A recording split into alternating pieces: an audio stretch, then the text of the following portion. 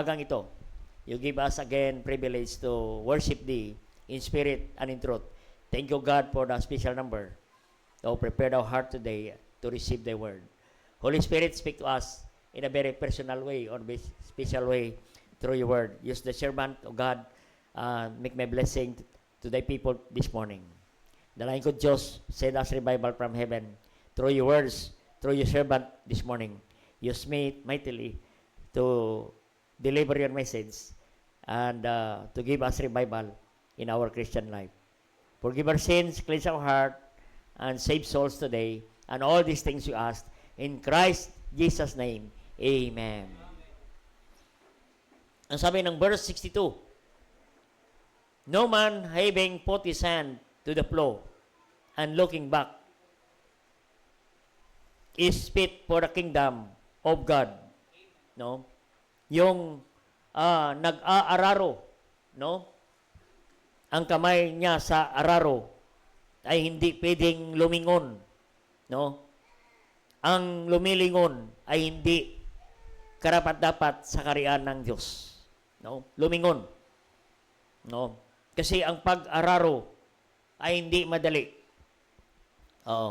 Alam ko, marami sa atin ang nakalam ng trabaho ng pag-araro. Magsasaka. Is a hard work. Amen. Napakahirap ang pag-araro. Kami po ay nabubuhay sa pag-araro sa bukid. No? Kaya alam ko ang trabaho ng pag-araro. Nahirap. Kaya sabi ko, mag-aaral ako. Hindi ako pwede sa ganitong trabaho. Maaga pag gumising, yung manok tulog pa. Ang tao, kami, maalis na, papunta sa bukid. Oo. Tulog pa yung manok. Halos araw-araw ganon. Kasama yung tatay ko. Kaya sabi ko, ang hirap. Tapos, gabi ka na rin umuwi. Is a hard work. Mahirap. Oo. Mahirap magpatuloy sa pagtrabaho. Nakakapagod. Maghapon. Maghapon pa lang yan. Ay yun ang buhay mo na. Aba, mahirap. Oo. Kaya, ang ating mensahe ngayon, tungkol sa pag-araro, endure even in hard times. Magpatuloy ka sa paghawak ng araro.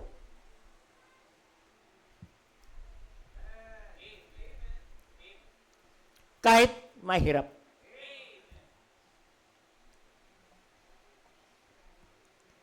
Ibig sabihin, kahit mahirap na gawain at sa mahirap kang sitwasyon sa buhay, magpatuloy ka pa rin. Kasi hindi madali ang trabaho ng pag-araro. Kaya ang buhay natin, mga kapatid, ay nalintulad ng Diyos sa pag-araro ng bukid. Mahirap. Pero dapat, huwag kang bumitaw ang kamay mo sa araro. Huwag kang lumingon para mayroon kang matatapos. Makarating ka sa dulo. Yan po. Oo. Kaya endure. Even in hard times. Magpatuloy ka kahit nasa mahirap na sitwasyon. Amen. Kaya may rason kung bakit tayo magpatuloy. Yan ang pag-usapan natin ngayon umaga. No? At dito po muna tayo sa ating background ng mensahe. No? Kaya nalintulad ng Panginoon sa magsasaka ang buhay ng Kristiyano. Hindi madali. Ang pagsasaka sa bukid. Pag-araro lalo. Napakahirap na trabaho, kapatid. No? In fact, itong trabaho na hindi mo na kailangan mag-aral. Kung ayaw mo na mag-aral, yan ang trabaho mo. Oo. Pero mahirap, kapatid. Kaya nga nalintulad ng Panginoon para nagpipreach kasi ang Panginoon sa mga taong mga farmer na wala namang pinag-aralan para madaling maunawaan ng mga tao kung ano ang klaseng buhay ang Kristiyano na katulad pala ng pagsasaka na hindi madali. Oo. Hindi madali, no? Yung pag-araro. Oo. Madali lang kumain. Nasa pinggan na. Pero mahirap pa rin. Oo. Pero mas mahirap yung mag-araro ka, magtanim ka, alagaan mo yung pananim, mag-ani, at pagkatapos ng ani, ipagiling mo pa, tapos hiramin pa ng kapitbahay mo. Yan ang pinakmahirap. Naghirap ka na, tapos biglang dumating, nawala ng bigas ang kapitbahay mo, hiniram. Pinakamahirap. Yan po, yung mga nangyayari. Dito sa ating minasa, makita natin, habang naglalakad ang Panginoon, sa verse 57, it came to pass when they went in the way, a certain man. No? Certain man. Ibig sabihin ng certain man, walang pangalan. Pwede ikaw, pwede ako. Pwede, para sa iyo itong mensahe, para sa akin, para ito sa lahat. No? Bilang farmer ng Diyos. No? Sabi rito, may isang lalaki na nagsabi sa Panginoon, Panginoon, susunod po ako sa iyo. Kahit saan ka pupunta. No? Gustong sumunod sa Panginoon. Maraming ganyan. Gusto maglingkod sa Diyos. Amen. Nangako maglingkod sa Diyos. Sabi ng Panginoon, ang asong gubat may lungga at ang ibon may pugad. Ngunit ang anak ng Diyos, ang anak ng tao, walang matulugan, walang matuluyan, walang mapahingahan. Ano? Sama ka. Sama ka. Pwede kung sa hotel ang Panginoon, ano? Masarap sumama. Ay, wala. Oh. Kaya sabi ni Jesus, susunod ka ba sa akin? Sabi ng lalaki, Panginoon, hayaan mo muna akong uuwi para ipaglibing ko muna ang aking ama. Sabi ng Panginoon, ipaubaya mo muna sa mga kamag-anak mo. Sila na lang magpalibing. At sumunod ka at humayo ng Ebanghelyo. Ayon. May dahilan. Amen? Bigla na lang namatay ang kanyang tatay. Amen? Ganyan, amen?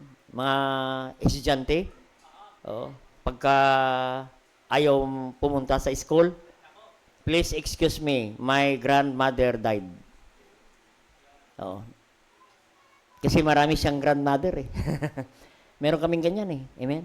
Sabi ng teacher, ilan ba yung lola mo? Tuwing absent ka, si lola ang namatay. Si lolo. Marami kaming lolo eh. Yung iba, matagal na nailibing. Excuse me pa rin. Ito ang nangyari, kapatid. At sabi naman ng isa, ako rin, Panginoon, susunod din ako. Sabi ng Panginoon, sige, sunod ka. Pero sabi ng isang lalaking ito, ngunit, Panginoon, uwi muna ako sa bahay. Magpaalam man ako kay Mrs. Amen? Gusto maglingkod, magpaalam muna kay Mrs. Member pala ito ng Takusa. Takot sa asawa. Takusa. Member pala ng fraternity. Kaya maraming ganyan. Amen? Magpaalam mo na sa Mrs. Pag hindi magsimba si Mrs., hindi na rin sisimba si Mr. Amen. Wala nang amen. Mag-amen na lang kayo para hindi kayo halata na ikaw yun. Amen. Kaya sabi rito, sinabi ni Jesus sa kanila, sa verse 62 na, ang sinumang mag-araro at palaging lumilingon ay hindi karapat-dapat sa kaharian ng Diyos. Amen. Kaya nalintulad ng Panginoon, ang pagsunod sa Diyos ay nalintulad sa pag-araro sa bukirin. No? Mahirap po ang trabaho sa bukirin. Amen. Ganon din sa kaharian ng Diyos. Amen. Sa paglilingkod, sa pagsunod sa Panginoon, hindi madali ang pagsunod sa Panginoon. Hindi lahat masaya sa buhay Kristiyano. Amen? Baka magtaka kayo, akala ko Kristiyano, masaya. Masaya sa church, awit. Oo. Akala ko, pagpalain ako pag ako nagsisimba, marami akong pera. Hindi pala. Hindi lahat masagana. Hindi lahat may pera, kapatid. Minsan, wala ka pang pamasahe. Amen. Mamaya, nag-iisip ka pa saan ka kakain pagkatapos ng service. Amen. Hindi lahat malakas ang katawan. Hindi lahat malusog. Amen. Hindi masaya, hindi lahat mapayapa sa buhay. May mga sitwasyon sa buhay nating Kristiyano na dumadaan tayo sa mahirap na sitwasyon, mahirap na buhay, may pagsubok. Amen. Kaya kung ikaw ngayon ay nasa mahirap na sitwasyon, ang tanong, ikaw pa ba ay magpatuloy? Amen. Ikaw pa ba ay magsisimba? Amen. Yan ang mensahe natin ngayong umaga. Endure even in hard times. Amen. Magpatuloy ka kahit ikaw ay nasa mahirap na sitwasyon sa buhay. Dahil may dahilan kung bakit tayo magpatuloy. Amen. Ang pag-araro ay hindi madali na trabaho. Amen. Pag ang pag-araro, bumitaw ka, bitawan mo ang kamay mo sa araro, ano mangyari? Amen. Palingon-lingon ka. Oo. Ang ating buhay, no?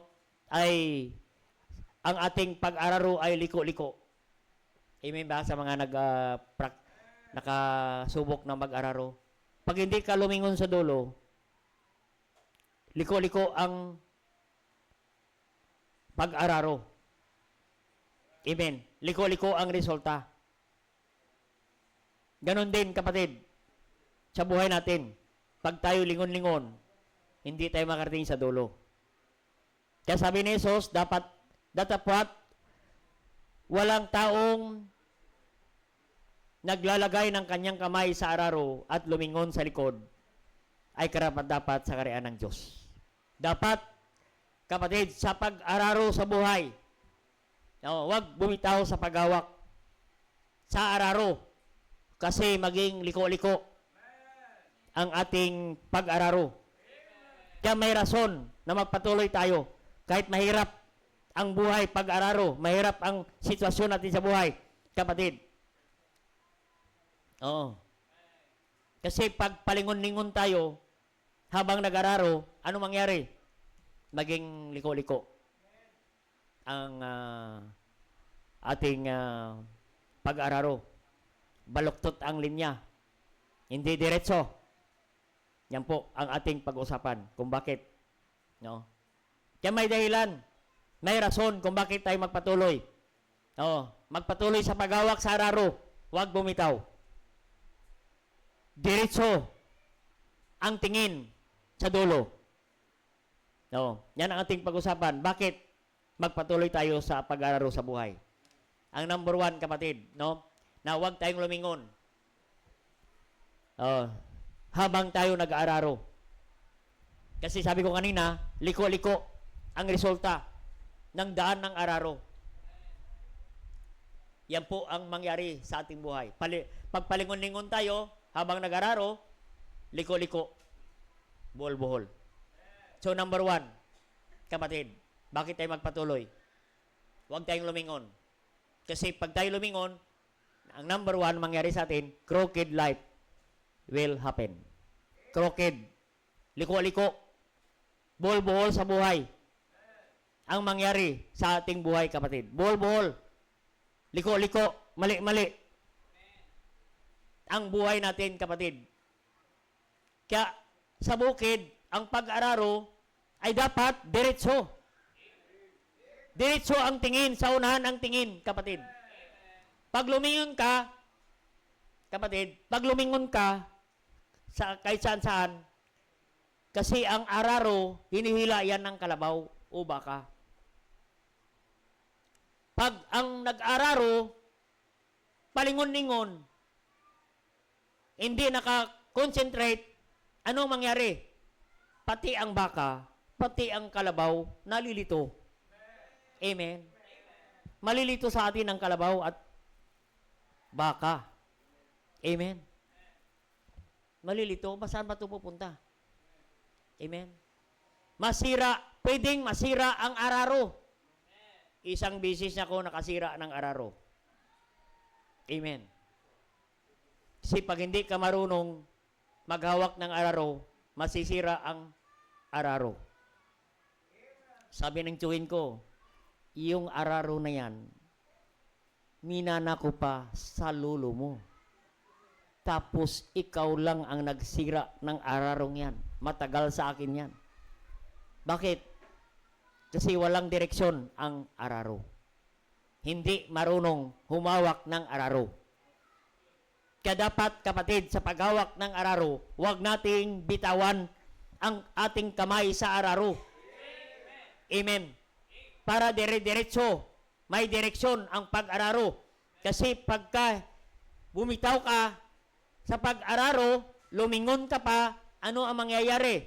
Liko-liko. Nababali. Sira. Baloktot ang resulta ng pag-araro. Amen. Crooked life will happen sa buhay natin. So, ang buhay natin, pag tayo bumitaw sa paghawak sa araro, makita natin, maging liko-liko ang ating buhay. Maging baloktot ang linya, mababali ang araro. Mayroon tayong pinsala, masisira. Mga kapatid, yan po ang mensahe na kailangan tayo magpatuloy sa paghawak sa araro. Magpatuloy ka sa Panginoon. Sa Panginoon ka lang titingin. Huwag kang lumingon kahit saan dahil hindi ka makarating sa finishing line. Hebrews 12 verse 2. Looking unto Jesus, the author and finisher of our faith. Pag naghawak ka ng araro, simulan mo kasama ang Panginoon hanggang matapos kasama mo ang Panginoon. Amen. Pag hindi mo kasama ang Panginoon, bumitaw ka, crooked life will happen. Maging liko-liko ang buhay natin. Maging buhol-buhol ang buhay natin. Maging buhol-buhol ang pamilya natin. Maging buhol-buhol ang business natin. Maging buhol-buhol ang buhay Kristiyano natin, kapatid. Pag tayo lilingon at bumitaw sa paghawak, kapatid, sa araro ng ating buhay. Kaya kapatid, dapat ang Kristiyano, ang tingin natin sa Panginoon. Titingin tayo doon sa dulo. Titingin tayo doon sa unahan. Kasi ang sa unahan, ang Panginoon. Amen? Huwag tayong titingin sa likuran. Amen? Tuloy-tuloy ka lang, kapatid. Kahit dumadaan ka sa mahirap na sitwasyon, ay, kapatid, huwag kang lilingon. Kasi kung lilingon ka sa pinagdaanan, sa sanlibutan, maging baloktot ang mangyayari sa buhay natin. Amen? Pagbalikan mo pa yung dati. Tumalikod ka na. Lumilingon ka pa. Bumabalik ka pa. Binabalikan mo pa ang dati mong buhay. Maging liko-liko ka ulit na Kristiyano. Amen? Masisira kung sa makina, kakatok ang makina. Amen. Nakatok. May katok na liko-liko pa. Oh, yan ang mangyari, kapatid. Hindi tayo makarating sa dulo ng ating buhay Kristiyano. Hindi ka lalago. Hindi ka magamit ng Panginoon. Hindi ka asenso. Hindi ka maging tagumpay pag lagi kang lumingon. Amen. Kaya kapatid, no? Wala tayong marating sa ating buhay. Amen. Pag tayo bumitaw sa pag-araro. Hindi mo matapos ang pag-araro, yung iba nakabalik na. Kasi ang pag-araro, paikot-ikot yan, pabalik-balik, marami kayo, hanggang matapos. Ay yung iba, nakatapos na. Yung iba, nakapahinga na. Ikaw, hindi pa nakapagsimula, simula pa lamang, hindi ka makakatapos. Bakit? Panaylingon mo sa likod. Amen. Kaya ang mensahe, kapatid, huwag tayong lumingon sa likod. Amen. Maging bako-bako ang buhay natin, kapatid. Hindi tayo lalago. Crooked life will happen. Bulbuhol ka sa buhay. Maging liko-liko. Amen. Matagal ka makarating sa dulo ng ating buhay. Amen. Maging hirap ka sa buhay. Hindi ka makadiretso. Amen. Hindi makadiretso ang paglingkod mo sa Diyos. Amen. Hindi ka makadiretso sa pagsimba. Amen. Pawala-wala ka sa simbahan. Panay-wala ka sa simbahan. Amen. Katulad tayo na nag-araro, looking back. Binabalikan mo ang dati mong buhay. Amen. Palingon-lingon tayo, kapatid. Amen. Kaya pag bumalik ka sa dati, lumingon ka sa dati nating buhay, oo, pabalik-balik ka sa libutan, pabalik-balik ka sa bisyo, pabalik-balik ka sa kasalanan, pabalik-balik ka sa alak, pabalik-balik ka sa sugal, pabalik-balik ka sa barkada, kapatid. Oh, pabalik-balik ka sa iating pride, pabalik-balik ka sa pagsinungaling. Lumilingon ka. Kapatid, pag lumilingon ka, magawa mong magdahilan lagi sa Diyos. Amen? Marami kang alibay sa Diyos. Amen? Marami kang excuses sa Diyos. Katulad nito, kapatid, no? Yung lalaki. Gusto maglingkod sa Diyos. Kaso, nag-alibay, Panginoon, na makipaglibing mo na ako sa aking tatay. Nag-alibay. Amen? Bigla na lang namatay yung tatay niya. Amen? Nung tinawag na siya maglingkod sa Diyos. Yung isa naman, tika mo na, Panginoon, magpaalam mo na ako sa misis ko. Hindi pa alam ni misis ko na ako ay magtatrabaho na sa Panginoon. Hindi alam ni misis na ako pala ay nasa simbahan na. Magpaalam mo na. Maraming excuses. Amen? No? Kaya kapatid, pag palingon-lingon ka sa pag-aro, lagi tayong may excuses sa buhay. Amen? Kaya kapatid, no, ang kailangan natin, kapatid, no, ay magpatuloy lang sa pag-araro. Amen? Mahirap mag-araro. Amen? May ambon. Amen? May ulan. Pero magpatuloy ka. Amen? Kasi kung palingon-lingon ka, nahihirapan ka. Amen? Kunting ambon lang, naku, hindi na ako magsisimba. Bibitaw ka sa araro. Amen? May bagyo, darating ang bagyo, hindi ka na naman mag-araro. Hindi ka naman magsisimba. Amen? Makita natin, kapatid, may dahilan ka. Amen? Ang dahilan ng isa, namatayan. Ang dahilan ng isa, pamilya niya. Amen? Pamilya. Amen? Yang minsan ganun, kapatid, dinadahilan natin ang ating pamilya. No? Para hindi tayo makadalo sa simbahan. Amen? Kaya dapat, kapatid, magpatuloy lang tayo. Amen? Katulad ng lalaking ito, may dahilan palagi. Ano nangyari, kapatid? Pag tayo laging may dahilan, palingon-lingon sa ating buhay, crooked life will happen. Magkabulbuhol ang mangyari sa ating buhay. Maging liko-liko ang ating buhay, kapatid. No? Matagal ang ating paglago. Hindi tayo magamit ng Panginoon. Mabagal ang ating asenso sa gawain ng Panginoon, kapatid. Kaya parang nag-araro.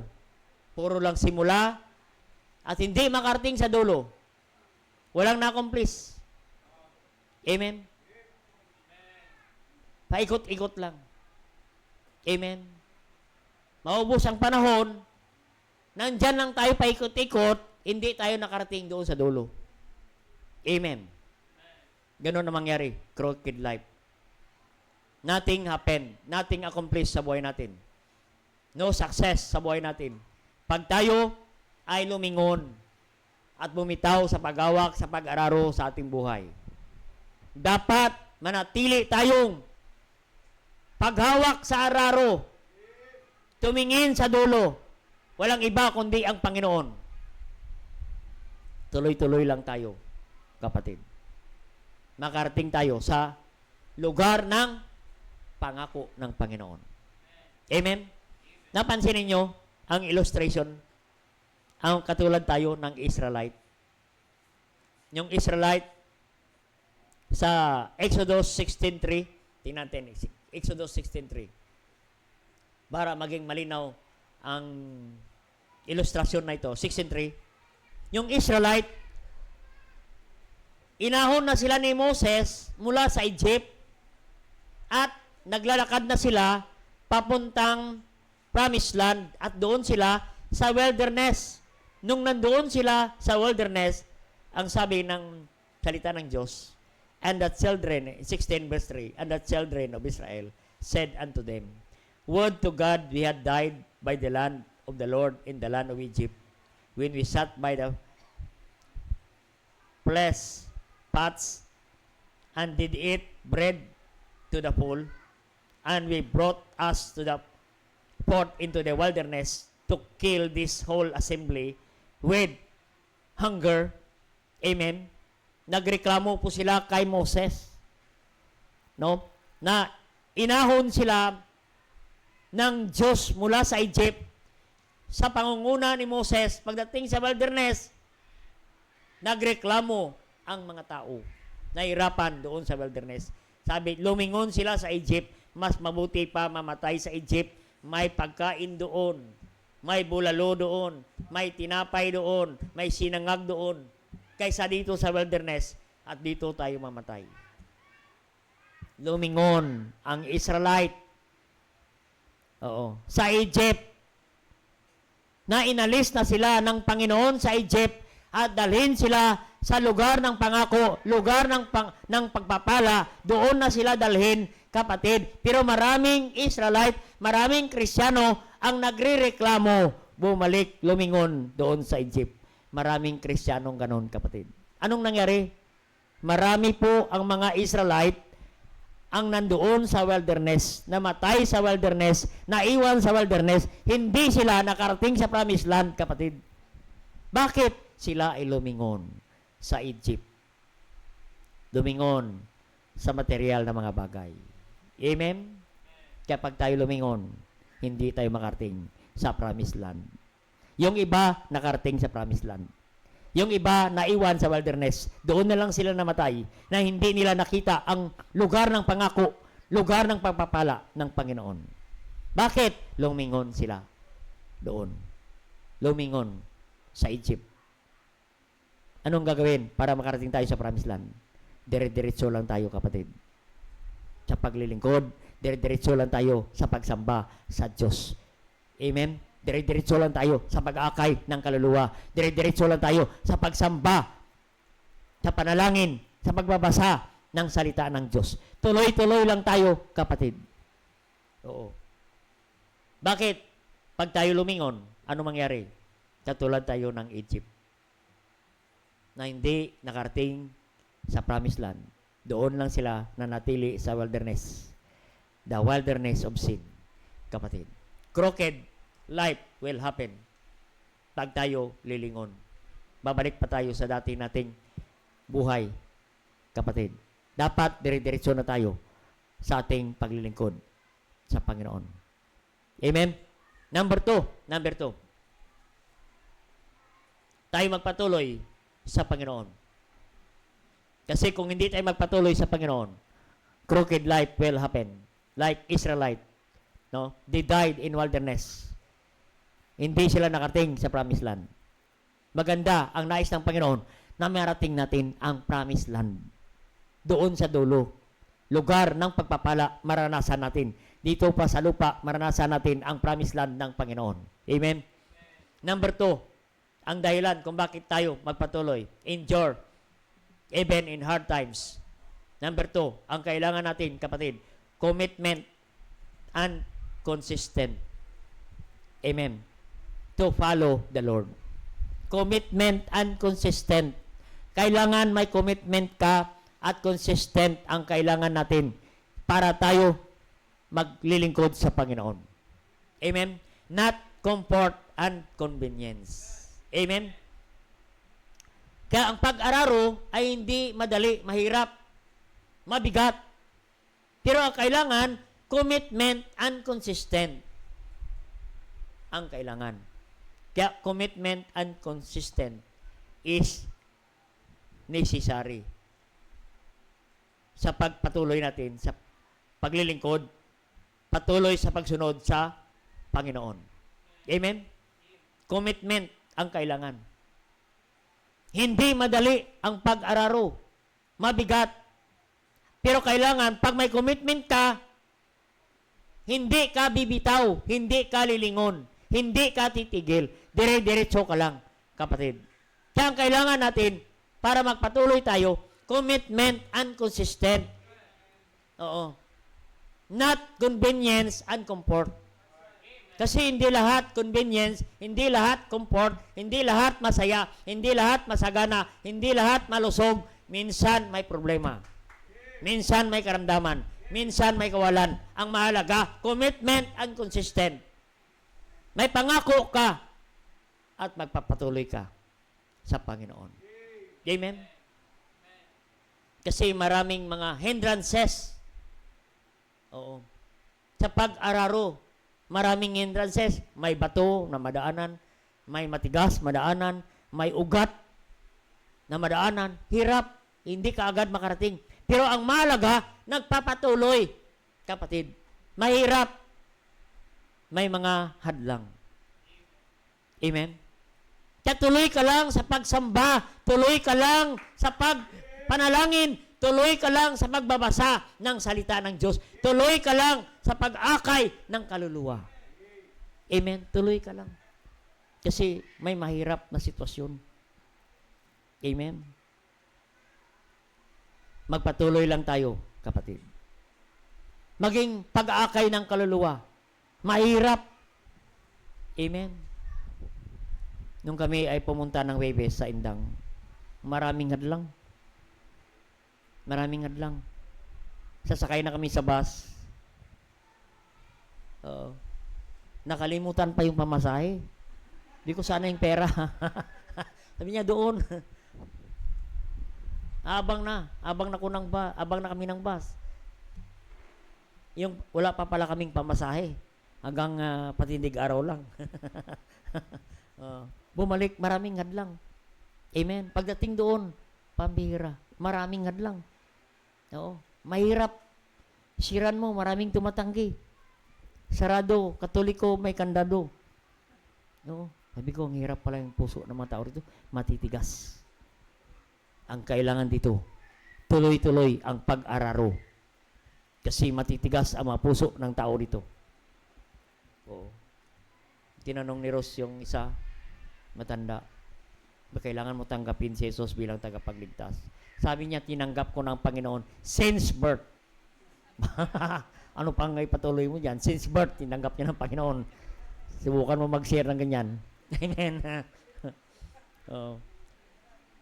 Mahirap. Pero, magpatuloy ka sa pag-araro ng pag-aakay ng kaluluwa. Kasi matitigas, may bato, may ugat na pagdaanan. Pero tuloy ka lang. Basta, dire-diretso ka lang, tumingin ka lang sa Panginoon. Commitment and consistent ang kailangan. No. Kapatid, hindi madali ang pag-araro. No. Huwag tayong tumigil. Huwag kang lumingon. Kapatid, pag may commitment ka, tuloy-tuloy ka lang, consistent ka lang. Amen? Kasi, kapatid, ang kailangan natin, commitment, ang kailangan natin, pangako mo sa Diyos, na magtapat ka sa Diyos. Amen? Pag may pangako ka, kahit anong hirap, amen, tuloy ka sa pag-araro. Pag may commitment, ang magsasaka, pag may commitment, kahit may bagyo, nag-aararo. Kahit init, nag-aararo. Sa gitna ng init, nag-aararo. May ambon, nag-aararo. Anong panahon?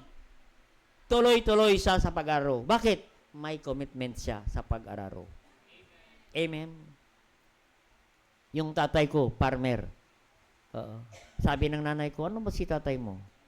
Ano bang ginagawa niya sa bukid? Nakatanim na. Halos araw-araw. Nandoon. Oo. Tinitingnan niya ang mga tanim. Bakit ganyan? May commitment. Amen? Commitment. Lagi siya nandoon. Pag may commitment ka, lagi ka sa simbahan. Hindi ka absent sa simbahan. Amen? Bawat activities na sa simbahan ka. Bakit? May commitment ka, and consistent is needed para sa paglilingkod sa Panginoon. Katulad ng pag-araro. Ang kailangan natin, commitment. Amen? Kung wala ka pang commitment, mag-commit ka sa Diyos. Maraming young people nag-commit sa NBYC, maglingkod sa Diyos. Ang tanong, saan na sila? Salamat, may natira pa nandito. Amen. Pero nangako sila na maglingkod sa Diyos. Amen. Hindi dapat una lang excited. Amen. Kasi ang mga nag-aararo, excited yan sa una. Ay nakadalawang balik na, pagod na, wala na. Amen. Ay ang kalabaw, hindi pa napapagod. Amen. Mabuti pa yung kalabaw, hindi napapagod. Pero nag-araro, lupay-pay na. Amen. Kaya anong nangyari? Lumilingon. Lumilingon ulit. Ayun, nagkaliko-liko ulit ang pag-araro. Amen. Kaya kapatid, ang paglilingkod hindi madali. Ang pagsimba hindi madali. Amen. Ang pagbibigay hindi madali. Amen. Masasaktan ang bulsa mo. Amen. Pero kung mayroon kang commitment, you are willing to sacrifice to the Lord. Amen. Kaya salamat, mayroon tayong commitment sa DBBS. Amen? Para ma-accomplish natin ang gawain ng Panginoon. Maraming mga bata ang maligtas, makilala sa Panginoon, at siyang araw sila ay tawagin ng Panginoon, sila ay gamitin ng Panginoon. Sila ang next generation. Amen? Ayaw sa gusto natin, isang araw, papanaw tayo. Sinong papalit? Sila na tinuruan natin, kapatid. Ang kailangan, commitment and consistent. Amen. Tuloy lang tayo sa pag-araro kahit mahirap, kapatid. Tuloy ka lang. Amen. Pag may commitment ka, magpapatuloy ka. Amen. Oo. Pag may commitment, magpapatuloy ka. Ayun. Salamat sa Panginoon. Makapagpatuloy na naman ako. Amen. Kaya kapatid, we need commitment. Lalo na sa pananambahan, kailangan ng commitment. Amen. Kasi pag wala kang commitment, kunting adlang lang, hindi ka na magsimba. Amen. Ang kailangan, commitment. Mahirap mag-araw sa bukid. Kung wala kang commitment, hindi ka magpatuloy. Pag may bagyo, hindi ka na mag-araro. Pag may ulan, hindi ka na mag-araro. Pag may ambon, hindi ka na mag-araro. Pag malamig ang panahon, hindi ka na rin mag-araro. Kaya laging may dahilan. Amen. Ang kailangan, commitment. Kasi pag may commitment ka, anumang bagyo, anumang araw, anumang init, anumang lamig, nagpapatuloy ka sa pag-araro, nagpapatuloy ka sa pagsamba, nagpatuloy ka sa pagbibigay. Kasi may commitment ka, and consistent. Amen. Yan ang kailangan natin, kapatid. No? Bakit sa trabaho? Araw-araw ka. May commitment ka. Sa mga estudyante, bakit araw-araw? Maaga pa sa school. May commitment. Mga teacher, araw-araw. Mula Lunes hanggang Biyernes sa school. Bakit? May commitment. Sa church, isang araw lang. Hindi ka na makadalo. Anong dahilan? Wala kang commitment. Ang kailangan, mag-commit ka sa Diyos. Commitment ang kailangan. Proverbs 16:3. Proverbs 16:3. Na, malapit na matapos. Proverbs 16:3. Commit thy works unto the Lord, and thy thoughts shall be established. Amen? Commit. Mag-commit ka sa Diyos. May commitment ka sa Diyos.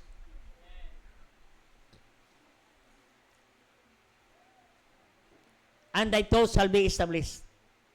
Ilagay mo sa isip ang Diyos. Ilagay mo sa plano ang Diyos. Mabigyan mo ng schedule ang Diyos para ikaw maging matatag. Shall be established. Amen? Kaya madali tayong mahina tayo, madali tayong lumingon Kasi wala tayong commitment. Ang kailangan natin in following the Lord is commitment. Amen. Not convenient and comfort. Amen. Mag-commit ka sa Diyos para magpatuloy ka. No. Mag-araro ka. Magpatuloy ka sa gawain ng Panginoon. Magsimba ka kahit may bagyo, ambon, ulan, init, malamig. Tuloy ka pa rin sa pag-araro. Anong dahilan? May commitment ka. Kahit wala kang pera, magsimba ka. Amen. Ang kailangan natin, commitment para magpatuloy. Matapos natin ang gawain. Katulad na pag-araro. Matapos mo yan ang pag-araro. Pag may commitment ka. Oo. Ang mga nag-araro sa probinsya, isang araw lang yan. Kailangan hapon matapos na. Kasi pagkatapos ng araro, merienda na. Tapos mamaya, iinom na. Pagkatapos, sasakay na sa kalabaw. Kasi lasing na. Yatid na ng kalabaw. Yan ang buhay doon sa probinsya. Ang kailangan, commitment and consistent is needed. And lastly,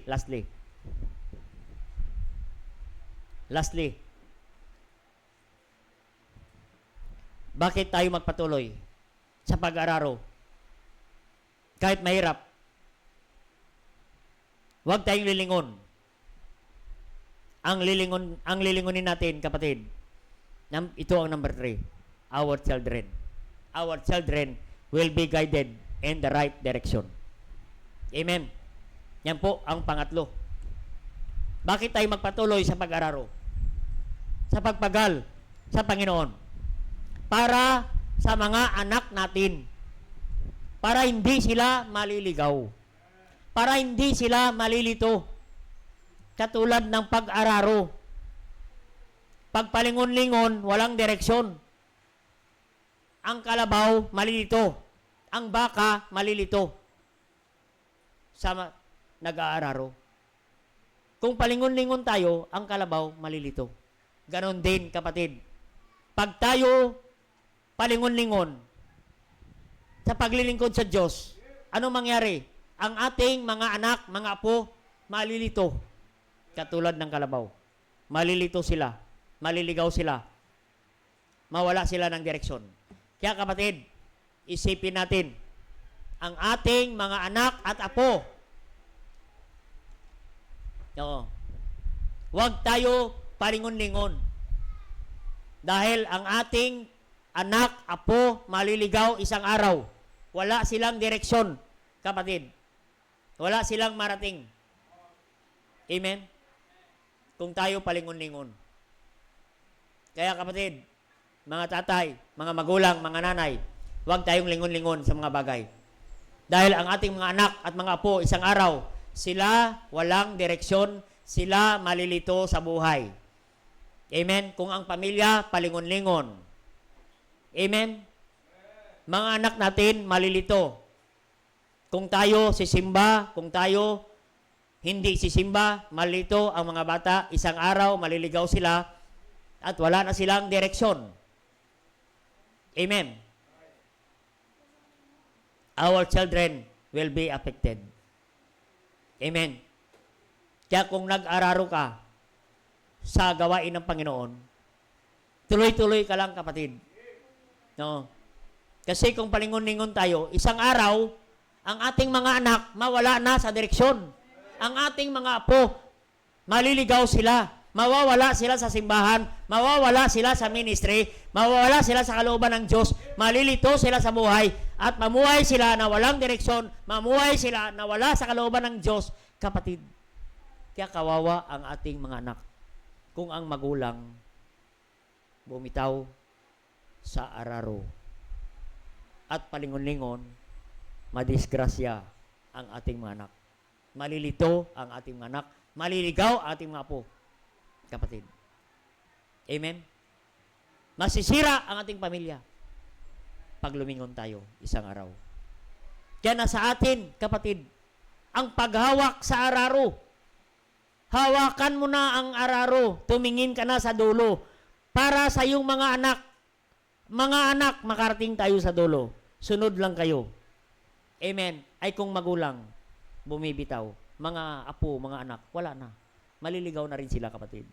Kaya yan ang dahilan, kapatid. Yan ang dahilan kung bakit kayo hinahanap ko. Pag wala kayo simbahan. Kasi isang araw, ang iyong mga anak, mga apo, maliligaw, malilito. At isang araw, hindi mo na sila makita sa simbahan. Isang araw, hindi mo nakita sa ministry. At hilain mo sila, wala na. Amen? Bigyan ko kayo ng example. Genesis 13:10. Yan, malapit na tayo. Genesis 13:10. I-ano ko na lang to. I-ending ko na. 13:10, na? Sino ang lumingon? Lot lifted. Ano bang verse yan? 10. Lot lifted his eyes, beheld all plain of Jordan, and well watered everywhere. Wherefore the Lord destroyed Sodom and Gomorrah, even the garden of the Lord, and the like the land of Egypt, comest thou into sore. Amen? Anong nangyari? Si Lot lumingon. Saan? Plain of Jordan. Amen? Ang tiningnan niya, material na mga bagay, katulad ng Egypt. Sabi niya, yayaman ako rito. Bumitaw, nakasama ni Abraham. Bumitaw sa Araro. Tumingin sa plain of Jordan. Hindi niya tiningnan kung sa Sodom and Gomorrah may Baptist church, may Bible, may pastor, may prayer, may simbahan. Hindi niya kinonsider. Ano ang nangyari? Dahil lumingon siya sa mga bagay, kayamanan ng sanlibutan, pinabayaan niya ang kanyang mga anak. Lumingon siya sa mga bagay. Pinalit niya ang kanyang pamilya. Ano nangyari sa mga anak niya? Napahamak, nag-asawa ng mga unsaved. Naging immoral ang kanyang mga anak. Nawala na sila sa simbahan. Until God destroy Sodom and Gomorrah. Nasira ang pamilya ni Lot, pati ang kanyang misis. Aalis na sa Sodom. Lumingon pa ulit. Tiningnan niya ang garden niya. Tiningnan niya ang refrigerator niya. Tiningnan niya ang salasit niya. Hanggang naging asin si Mrs. Lot. Amen. Bakit? Anong dahilan? Konting paglingon lang. Kaya ang paglingon natin, kapatid, unti-unti yan, masisira ang ating pamilya, mga apo natin, isang araw, masisira. Pag lumingon ka sa pagsamba, pag lumingon ka sa panalangin, lumingon ka sa gawain ng Panginoon, isang araw, masisira ang ating pamilya. Katulad ni Lot. Siya ang example na nasira ang kanyang buhay. Kapatid, don't be like Lot and Mrs. Lot. Walang nangyari sa kanilang kayamanan. Kapatid, sinunog lahat doon sa Sodom and Gomorrah. Ganon ang mangyari sa pamilya natin, kapatid. Pag tayo lumingon, kaya nalimbawa ng Panginoon sa pag-araro, pagpalingon-lingon ka na habang ikaw nag-aararo, isang araw, masira ang pamilya natin, katulad ni Lot, kapatid. Amen? Pag ipagpalit mo ang isang bagay sa pamilya mo, isang araw masira.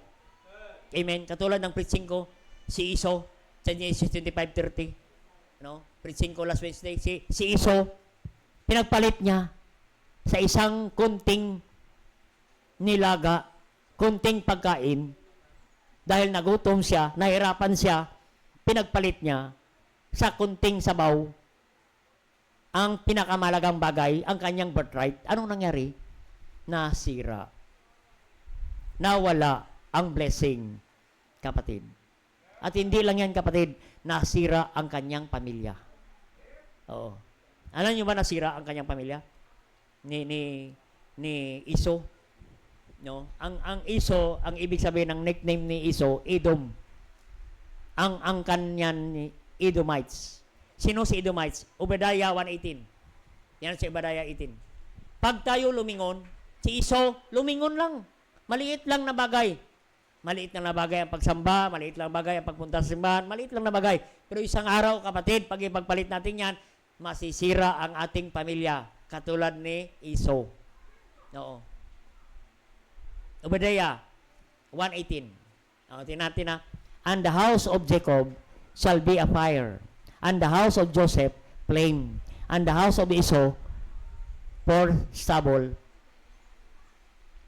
and they shall kindle in them. Stubble. Nasira ang buhay ni Esau. Nasira ang kanyang pamilya. And devour them. Nasira ang kanyang pamilya, ang mga apo. And shall not any remaining of the house of Esau, for the Lord has spoken it. Amen. Ang Diyos nagsasalita. Pag lumingon ka, ipagpalit mo ang mahalagang bagay sa walang kwentang bagay. Dahil nagutom ka, napagod ka, binaliwala mo ang mahalagang bagay, ang pagsamba sa Diyos, paglilingkod sa Diyos, binaliwala mo. Katulad tayo ni Esau, pinagpalit mo sa isang bagay. Anong nangyari sa pamilya ni Esau? Nawala sila lahat. Walang natira. Mula sa apo, anak ni Esau, walang natira na Edomites. Binura ng Diyos. Ganon, kapatid. Pag tayo lumayo, bumitaw sa pag-araro, ano ang mangyari? Ang ating pamilya, mabubura, mawawala sa Panginoon, mawawala sila sa simbahan, mawawala sila sa ministry, kawawa ang ating pamilya. At isang araw, ang ating mga anak, mga apo, maging kaaway pa ng Diyos, maging kaaway pa ng gawain. Amen. Anong bang mga angkan ni Edom, ni Esau? Si Herodes. Si Herodes po ay Edomites. Si Herodes, siya ang nagpapatay sa ating Panginoong Kristo at lahat ng panganay sa panahon ni Kristo, pinagpapatay ni Herodes. Naging kaaway siya ng Panginoon, naging kaaway siya ng Diyos. Kaya kapatid, kung bibitaw ka bilang magulang, kawawa ating mga anak, maging kaaway yan isang araw ang ating mga apo at anak ng Diyos, ng gawain ng Panginoon. Kaya malaga, Proverbs 13:22. Proverbs 13:22. Ito ang encouragement ni Solomon. Proverbs 13:22. Kaya kapatid, look our children and children. A good man leaveth an inheritance to his children's children, and the wealth of the sinner is laid up for the just. Good man leaveth an inheritance to the children. Amen? Yung mabuting tao, mabuting Kristyano, ay mag-iwan ng mana, kapatid. Kaya kapatid, wala na tayong dapat iiwan na imana sa ating mga apo at anak. Huwag tayong bumitaw, kapatid. Huwag tayong bumitaw. No. Katulad ni Esau. Katulad ni Lot, bumitaw. Nasira ang pamilya. Nabura kanyang pamilya, kapatid. Kaya kapatid, ang encouragement ng mensaheng ito, magpatuloy ka lang. Because, number one, number one kanina? Crooked life will happen. Maging buhol-buhol tayo sa buhay. Number two, ang kailangan commitment. And number three, because our children will be guided. Para sa ating mga apo at anak. Mayroon tayong maiwan sa kanila, kapatid. Kaya sabi niya, tuloy-tuloy ka lang sa pag-araro. Kahit haplos na, nagka-laplos-laplos na, nalalapnos na ang kamay mo sa paghawak ng araro. Tuloy ka lang, kapatid. Kahit masakit na ang kamay mo, nahirapan ka sa pag-araro, kapatid, huwag ka lang lilingon. Kahit pagod ka na, kapatid, tuloy ka lang. Galatians 6:9. Kahit pagod ka sa pagsimba, tuloy ka lang. Anong sabi ng Galatians 6:9? Magpatuloy ka lang. In due season, you will reap. Amen? Hindi madali ang pagtanim. Hindi madali ang pag-araro. Hard work, maraming bato, matigas, may ugat. Pero kapatid, ang maganda, pagkatapos ng pag-araro, makatanim ka. After na makatanim ka, mag-aani ka ng blessing. Amen? Kaya nakakapagod mag-araro, makapagod magsimba, magpunta sa simbahan, huwag kang susuko. Kapatid, kasi nagtatanim ka, isang araw, mag-aani ka para sa iyong apo, para sa mga anak. Amen? Ang dulo niyan, kapatid, mahirap ang una, pero ang dulo niyan, tandaan natin, ang dulo niyan, pagpapala. Amen? Kaya anuman, kapatid, ang sitwasyon mo ngayon, magpatuloy ka lang kahit mahirap. Mahirap magpunta sa simbahan. Tuloy ka lang, kapatid. Sabihin mo sa Panginoon, Panginoon, magpatuloy ako sa pag-araro kahit mainit, maulan, bagyo, magpatuloy ako papunta sa simbahan. Amen. Oo. Alam ng Diyos ang ating sitwasyon. Alam ng Diyos na hirapan ka. Pero sabi ng Panginoon, sige, tuloy ka lang. Ang dulo niyan, pagpapala. Oo. Dire-diretso ka lang. Si Kristo ang dulo. Ang dulo, mag-aani ka ng pagpapala. Yan po ang dahilan kung bakit tayo magpapatuloy. Crooked life will happen pag hindi tayo magpatuloy. Commitment ang kailangan. At ang pangatlo, napakalaga, tingnan ninyo ang mga anak ninyo at apo. Isang araw, para manatili sila, manatili ka lang sa pag-araro sa gawain ng Panginoon. Tayo po manalangin. Dakilang Diyos sa masalangit, thank you God for great message this morning. Salamat po sa challenge, Panginoon. Na bilang anak, Panginoon, bilang lingkod, kami magpatuloy kahit mahirap ang pag-araro sa buhay. Huwag kaming bumitaw. Kasi pag bumitaw kami, maging liko-liko, maging bol-bol ang aming buhay. Ang kailangan naming commitment, consistent sa paglilingkod, sa pagsamba sa inyo, Panginoon. Dahil mayroon kaming anak at anak, mga apo, no, na sila magmamana ng aming katapatan. Kaya habang tinutugtog at panyayo, sige po, tayo tumayo. Kung kayo ay na-bless sa mensahe ngayong, huwag kang bumitaw, ano